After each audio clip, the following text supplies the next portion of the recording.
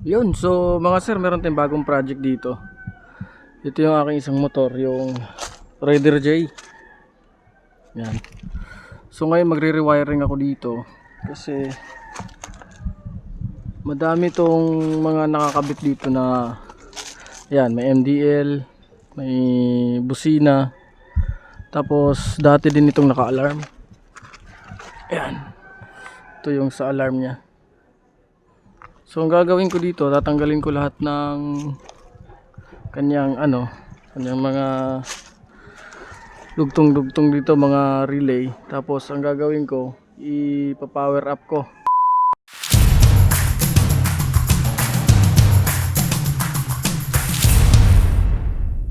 Etong MDL ko kasi at 3 modes ito, low, high, tsaka sabay na low and high.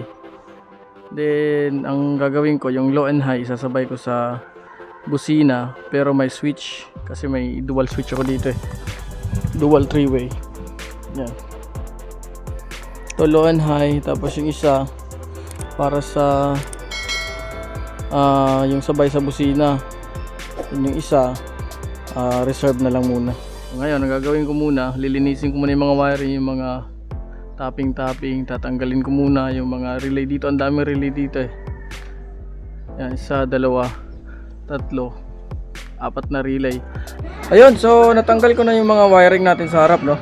Dito na yung lahat. Relay, yung mga ilaw-ilaw. Yan, natanggal ko na. Matagal na rin kasi talaga tong motor na to eh. So ayun, nabaklas ko na. Nalinis ko na rin. Ito na lang yung ayusin ko muna. Ito kasi nag-uumido na yung niya, yung mga wire. Kasi yan, yung wire na yan, ito, mga balat na to. Ito yung sa alarm, diyan pinagtatap nila dati yung sa alarm. Yan, so ang gagawin ko diyan, lalagyan ko na lang ng stick glue para sealing, tapos tape. Then ito yung galing sa stator. Yan. Yung galing sa stator, nakaano to, yung tatlo ng wire na to, yung yellow white, nakakonect dyan, may dugtungan yan dyan, nakakonect siya. Kasi itong isa na to, yung papunta doon, ito yung sa ilaw, switch ng ilaw. Ito papunta sa regulator, ito yung galing sa stator. So pinutol ko na to, tatlo. Itong dalawa, yung galing sa stator papunta regulator, idudugtong natin to. Yan. Dudugtong natin to.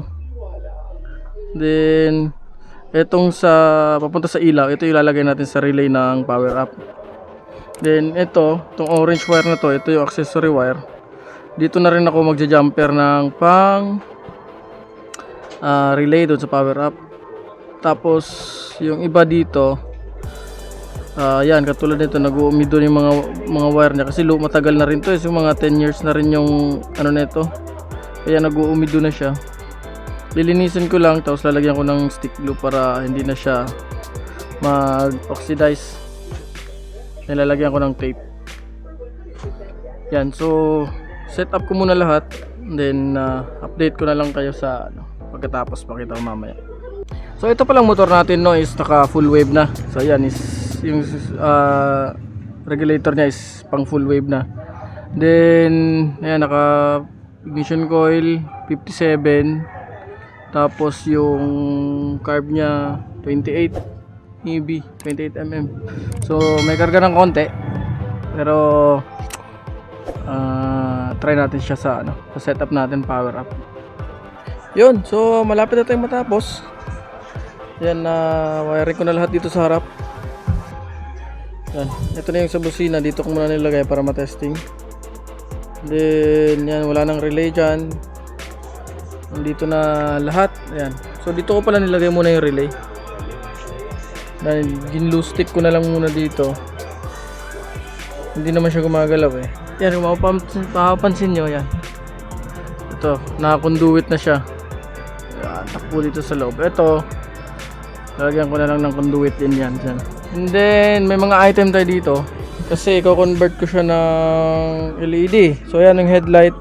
Meron tayong in-order na headlight. Sa Lazada to galing eh. T19. So ang brand nito ay Pilot. Ito yung sa taillight niya, nakabit ko na. Mokoto yung brand mo, mura lang naman to. Pero ito yung luma, yung LED na taillight, nakabit ko na. Then ito yung medyo may problema kasi yung in-order ko T10. Seller pinadala T15, dalawang pares to.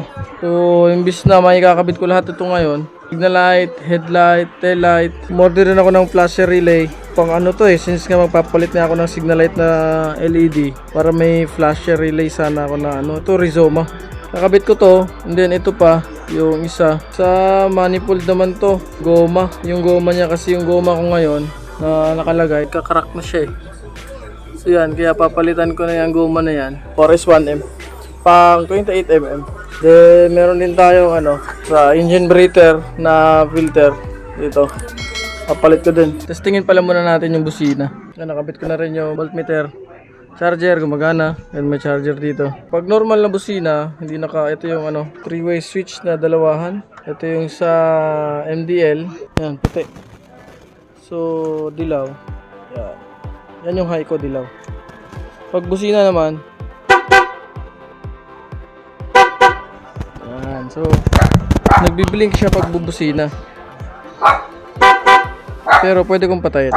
Normal lang, walang blink.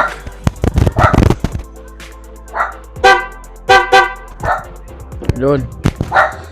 So, ito, may isa pang linya dito na pwede ko pang kabitan ng accessories. Kasi ito, isang high nito yan. Buhay pa yan. So, pagka nakabukas yung MDL, tapos naka-on yung passing, biblink pa rin siya. Yan. Biblink pa rin siya. Ito pa lang ito pa lang relay ko, minarkahan ko. So yung H is horn, PL pass light, tsaka P yung sa power up. Diyan ko na lang nilagay. Kasi mas safety dyan kaysa dun sa ulo. Nababasa dun Mas okay na dito. At least madali din siyang ayusin pag sakaling nasira. Siraan yung relay. Hugutin ko lang yan. Anyway, lahat naman ng setup na gusto kong mangyari gumagana naman. So, pass light, MDL, loud horn, naka-battery operated na yung ilaw natin, power up na, naka-battery operated. So, charger, yan, voltmeter, gumagana. I-share ko na lang yung yung diagram. Pakita ko na lang sa screen kung paano ko kinonect tong mga to. Ayan na po mga sir, ayan na po yung ating finished product. Yan yung headlight nya. Yung MDL. Wala nang kurap, low ko puti. Tapos high ko yan, dilaw. Wala nang kurap yan.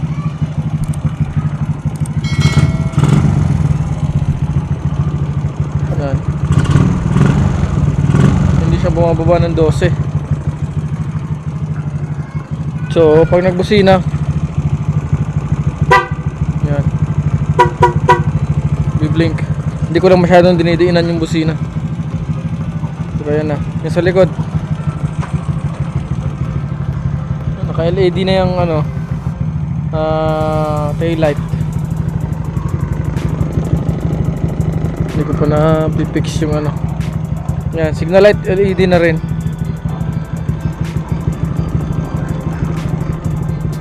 Yan. LED na rin signal light.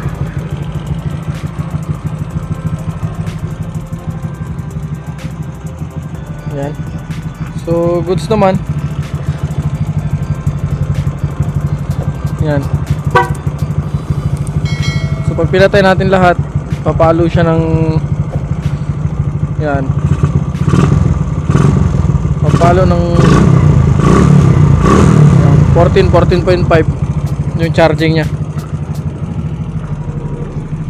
So maganda yung headlight nya, LED, malinaw, maliwanag. Tsaka ayan, kahit namatay yung makina, ayan,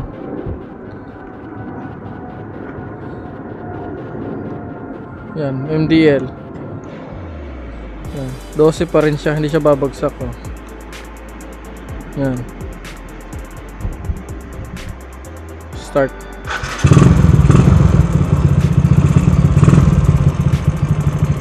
So, yun. Okay na. Pwede na to. Yan yung ating unit. goods na. Battery operated na yung ano niya, headlight. Tapos naka power up lines.